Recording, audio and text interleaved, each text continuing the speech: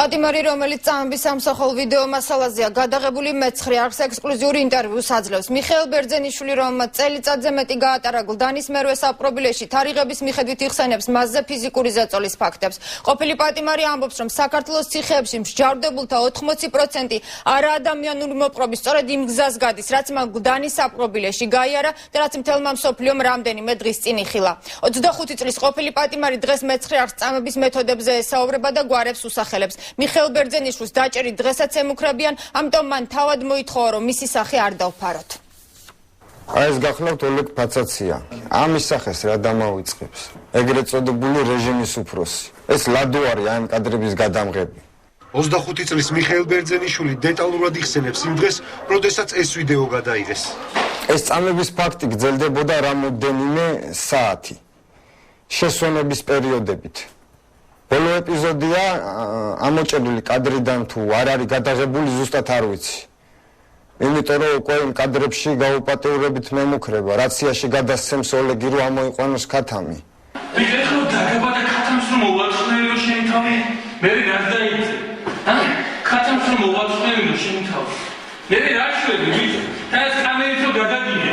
როგორც გლდანის საპყრობილის ყოფილი პატიმარი ამბობს, მას საპყრობილის ადმინისტრაციასთან თანამშრომლობას წამებით აიძულებდნენ. აი ეს ის მომენტია, როცა ვცადე თავის დაძვრენას. იმ მომენტში ორი ვარიანტი მქონდა, მე სხვა ვარიანტი არ მქონდა.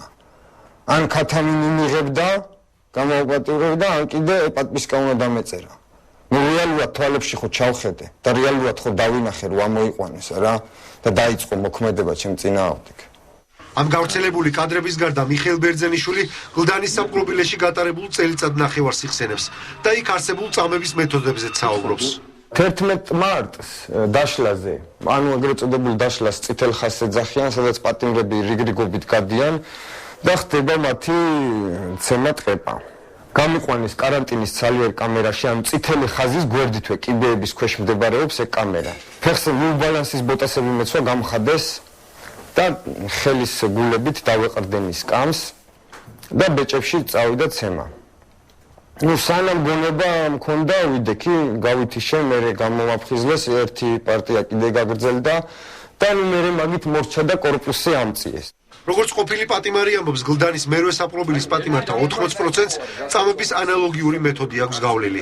19 სექტემბერს დაახლოებით სადღაც საღამოს 6 საათისთვის მოხდა კორპუსზე ჩამოვლა დაიწყო პირველი კამერიდან დაწყებული ბოლო კამერამდე. ყველა კამერაში შემოვიდნენ, ყველა პატიმარს მოხდა თითქმის, ვინც არ შევიდა შპონკის ქვეშ. ამ კადრების ეთერში გასვლის შემდეგ მიხეილ ბერძენიშვილთან რამდენიმე მუქარის ზარიც განხორციელდა. პრობაციის ბიუროში ვიყავი ჩამოსული, ჩემ პირად ოფიცერთან მივედი საბუთების გადატანასთან დაკავშირების თხოვნით. გამოსვლისას კაბინეტიდან რომ გამოვედი, ორი პიროვნება შევნიშნე, ერთ-ერთმა მათგანმა მაჯაში მომკიდა ხელი. თუ არ ვწდები ეგ პიროვნება, რომელმაც მაჯაში ხელი წამოვა, რუსთავის კუდის უფროსი უნდა იყოს. ამასობაში ჩემმა ადვოკატმა მოახდინა თქვენთან დაკავშირება და თქვენ სანამ მოხვდებით, ისინიც წავიდნენ, რომ გაიგეს ტელევიზია მოდიოდა. ისინიც გაბრუნდნენ და წავიდნენ. 25 წლის მიხეილ ბერძენიშვილს გლდანის საპყრობილეში გატარებული წელიწადნახევრის შემდეგ კიდევ 20 წელიწადნახევარი პირობითადაა აქვს მოსახდელი.